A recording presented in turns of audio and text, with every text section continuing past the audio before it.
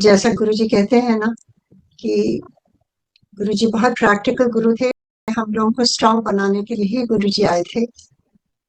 तो मैं थोड़े-थोड़े कुछ-कुछ जब गुरुजी चोले में थे और किस तरह से उन्होंने स्पेशली मुझे वन टू वन कई चीज़ें जो कही थी अपने बारे में, और उसके बाद जब गुरुजी भौतिक चोले से होकर के दिव्य उसमें चले गए, जोत में समा गए, तो उस समय भी कोई कुछ भी नहीं बदला था और ना बदला है ना बदलेगा, क्योंकि वो गुरु तो कहीं जाते ही नहीं हैं और वो तो एक बार हाथ थामते हैं तो हमेशा ही संगत के साथ रहते हैं।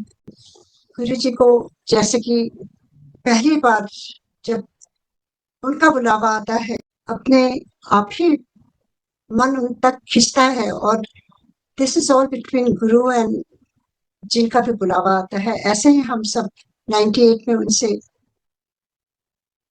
एम्पायर स्टेट में मिले, जब हम सबको गुरुजी ने सियाटल से एमपीजी के जॉब की वजह से हमें सिंगापुर में बुलाया।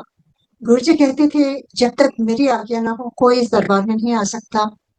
वही चीजें हम एक्सपीरियंस कर रहे थे कि हाउ इज इट पॉसिबल। और जब वहां पहुंचे पूरा जीवन ही बदल गया, और बचपन से ही माता रानी और महादेव को पूछती थी, और मेरे मन में बस एक ही चाहत थी कि मैं उनका दर्शन करूं। सोमवार का उनका पूरा स्मरण करती थी, उनको जल चढ़ाती थी और पूरी जैसे कि भक्ति में ही लीन थी। और ऐसे ही जीवन बीता गया, और गुरुजी ने अचानक ही जब समय आया, हम सबका एक समय होता है, और उस समय जो आध्यात्मिक जीवन नया शुरू होता है, उसी समय गुरुजी हमें बुलाते हैं, जिससे हम उनको समझ पाए और अपने जीवन में उतार पाए। नहीं तो बस आया गया ही हो जाता है। तो मेरा अपना एक्सपीरियंस यही है कि जब समय ठीक था तब गुरुजी ने बुलाया, जबकि मेरे चाचा जी जो ले गए थे वो बहुत सालों से जानते थे, पर उन्होंने कभी बताया ही नहीं था। तो ऐसे जब गए उसके बाद से मैं ये शेयर करना चाहती हूँ कि गुरुजी की जो पहली झलक थी, ऐसा लग रहा था कि कितने करोड़ों सूर्य का जो तेज होता है और जो सौंदर्य होता है और जो उनकी रूहानी खुशबू होती है, वो सारी चीजें एक साथ ही महसूस करी। थोड़े थोड़े मेरे मन में डाउट्स थे कि ये इतने हैंडसम यंग प्रिंस की तरह बैठे हैं, ये कैसे मेरी बेटी को ठीक करेंगे। तो वो भी गुरुजी ने समझा दिया कि वो अंतर्यामी है। तुरंत मुझे बुलाया और कहते हैं तू डाउट कर रही है, इतने डाउट का कोई काम नहीं है, इतने सब कुछ प्रैक्टिकल होता है। और मैं रोने लगी और मैं उनको अपनी पूरी गाथा सुनाने लगी। आई डिडंट नो किस तरह से उनसे बातें करते हैं।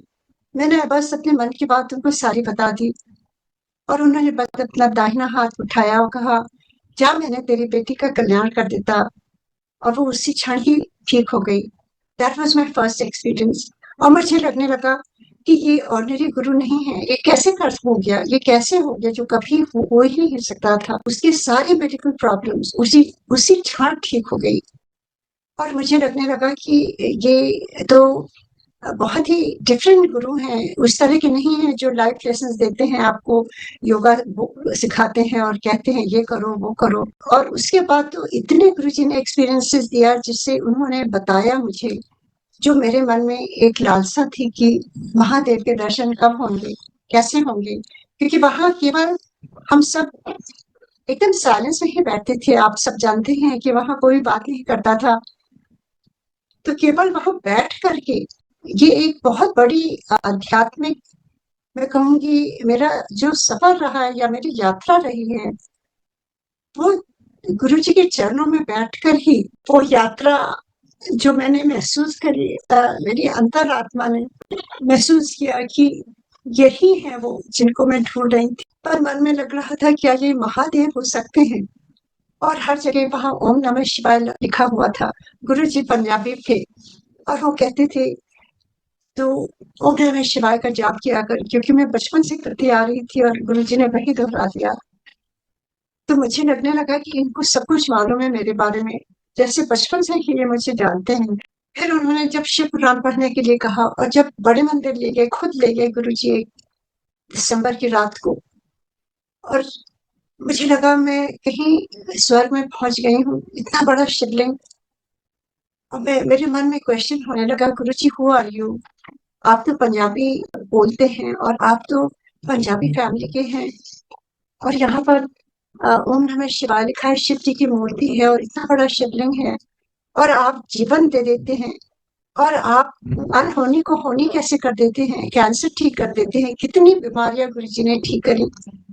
हमारे परिवार पर उनकी बड़ी कृपा रही है। मेरा रोम रोम भी उनको अगर मैं अर्पण करूं वो भी कम होगा, क्योंकि आप गुरु जी को कुछ दे ही नहीं सकते, केवल महसूस कर सकते हैं उनकी कृपाओं को। और ऐसे ही मुझे लगने लगा कि गुरुजी आप कौन है, मैं आपका असली स्वरूप देखना चाहती हूँ। मन ही मन बात करती थी, क्योंकि गुरुजी के यहाँ कोई बोल नहीं सकता। और एक समय आया, पहले गुरुजी बात करते थे, फिर उन्होंने एक दिन मुझसे कहा कि आज के बाद से तू मेरे से कोई बात नहीं करना, कुछ भी नहीं मांगना, मुझे तेरे बारे में सब कुछ मालूम है, जो तेरे लिए अच्छा होगा मैं वही करूंगा। और वो गुरुजी का हुक्म, उसके बाद से मैंने एक कुछ भी नहीं बोला, केवल दर्शन करती थी सिंगापुर से आकर के, और चुपचाप चली आती थी। पर एक चीज है कि जब मैं दो राहें पर रहती थी, तब गुरुजी हमेशा बुलाते थे और उसी बात का के लिए वो छेड़ देते थे और कहते थे तुम्हें पूछना है तो पूछ सकती हो। ऐसे गुरु कहाँ मिलेंगे? और ऐसे ही टाइम बीता गया और मैंने कोई बात नहीं करी। गुरु जी ने कहा कि आज के बाद तू टेलीपैथी से मेरे से बात कर सकती है। गुरु जी का, जब तू ध्यान में बैठेगी तब तू मेरे से बात कर सकती है, मेरी आवाज सुन सकती है। और मुझे कुछ भी नहीं आता था, मैं भक्ति करती थी, मुझे ध्यान भी नहीं मालूम था, पर गुरु जी जो भी वो वाक्य बोलते थे ना, वो अपने आप हो जाता था। तो मैंने बहुत ऐसा महसूस किया कि गुरु जी जो कहते थे वैसे ही हो जाता था। मेरे में ना कोई क्षमता है, ना कोई गुण है, ये सब कुछ गुरु जी की कृपा है कि अपने आप मेरी नींद खुल जाती थी सुबह सुबह, और मैं चुपचाप बैठ जाती थी गुरु जी के ध्यान में। ना कोई स्वरूप था उस समय, ना कोई शब्द बानी थी, कुछ भी नहीं था, केवल मन में ध्यान करके उनको अपने हृदय में बैठा लेती थी, और बस उनको थैंक्स करती थी और कुछ नहीं करती थी कि मेरे जीवन में आप आए, उसके लिए बहुत बहुत धन्यवाद गुरु जी। और फिर पता नहीं क्या होता था, मुझे याद भी नहीं रहता था कितना समय बीत जाता था। ऐसे ही उन्होंने सिखाया, और मैं बहुत ही कृतार्थ हूँ कि उन्होंने अपना शरीर छोड़ने से पहले मुझे एक रास्ता दिखा दिया, जिससे मैं हमेशा उनसे जुड़ी रहूं, उनकी बातें भी सुन सकूं, और कभी भी मैं दो राह में हूं तो मैं उनसे बात कर सकती हूँ।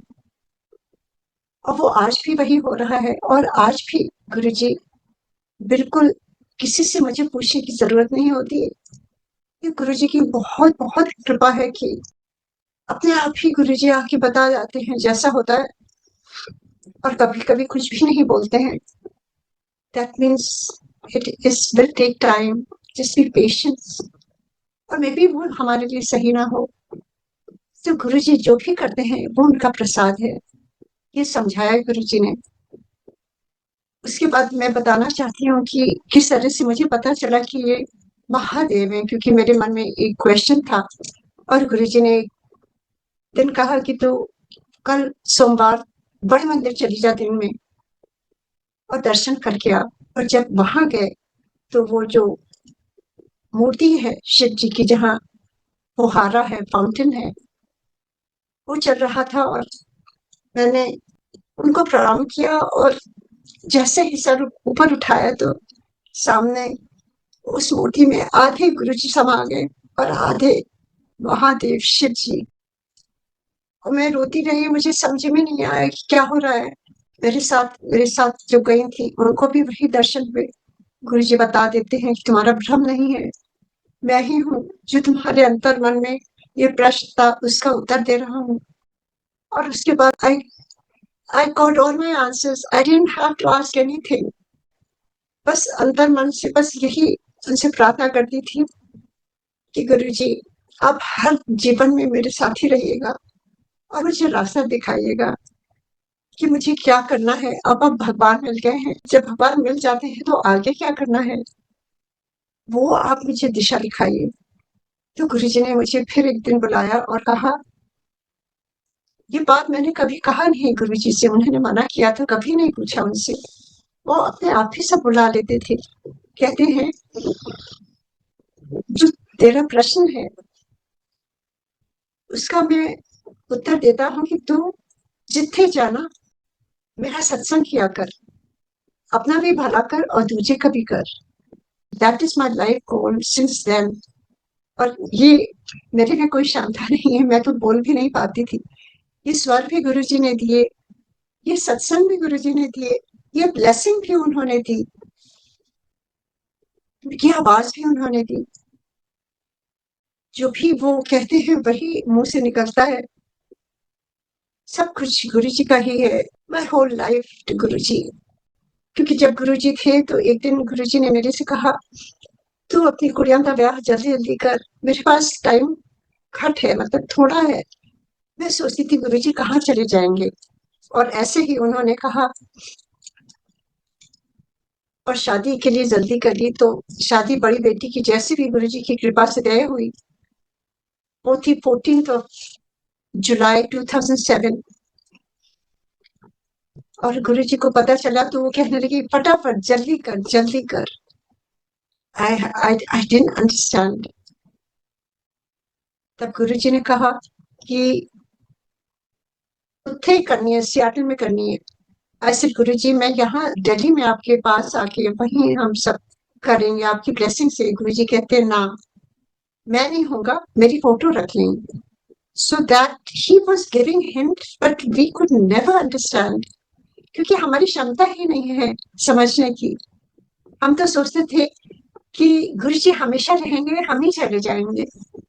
कभी नहीं सोचा था किसी ने। एंड गुरुजी ने उस समय कार्ड में लिख लिख करके सबसे कहा कि उठे जाना है। 15 संगत को गुरुजी ने भेजा था। और यहाँ पर किस प्रकार से, क्योंकि he had sent the card, written card, so उन्होंने सबको बुलाया था। We could not even change the date और एनीथिंग। सो गुरुजी ने वो भी करा सब कुछ। और एक छोटा सा मैं एक्सपीरियंस शेयर करती हूँ कि कैसे अभी भी गुरुजी तो अब भौतिक शरीर में नहीं है, उनकी उनकी दिव्य, किस तरह से उनकी दिव्यता या उनका सानिध्य कैसे हमें प्राप्त होता है, कुछ कुछ वो बताना चाहती हूँ। कि जैसे गुरुजी ने सबको अलग अलग बोला था किस प्रकार से उनसे उनसे हम जुड़ सकते हैं, शब्द पानी के थ्रू या ध्यान के थ्रू या केवल ओम का उच्चारण के थ्रू। तो ऐसे ही गुरुजी जिस प्रकार से हम लोगों से वो कहने लगे कि 2006 में कहने लगे तो थे वापस चली जा सियाटल, क्योंकि उन्हें मालूम था उन्हें चले जाना। He had already decided the date 31st of May, और वो उस दिन पूर्णमासी थी। और 19 साल बाद वो स्पेशल पूर्णमासी आती है जिस दिन जो महापुरुष होते हैं वो अपनी देह त्यागते हैं। और इस साल भी वही 19 साल बाद वही जो है। So it is very very auspicious day and time जो गुरुजी ने चूज किया था, वो फिर आज 19 ईयर्स के बाद हम सबके सामने ये है। और मैं रोऊंगी नहीं, मैं कई बार कहती हूँ कि गुरुजी तो हमेशा है, हाँ साथी हैं। तो मैं ये बताऊंगी कैसे मुझे पता चला कि गुरुजी चले जाएंगे। कुछ मालूम नहीं था। वो कहने लगी मेरी फोटो रख लें, मैं नहीं रहूंगा। एंड उसके बाद वैसे ही हुआ, गुरुजी चले गए। और गुरुजी ने कहा कि तुम सियाटल में रहे, उठे ही रहना है, और उठे जाकर के लोगों को बता गुरु है कौन। और ट्रका भर भर मेरे पास लोगों को लेके आ।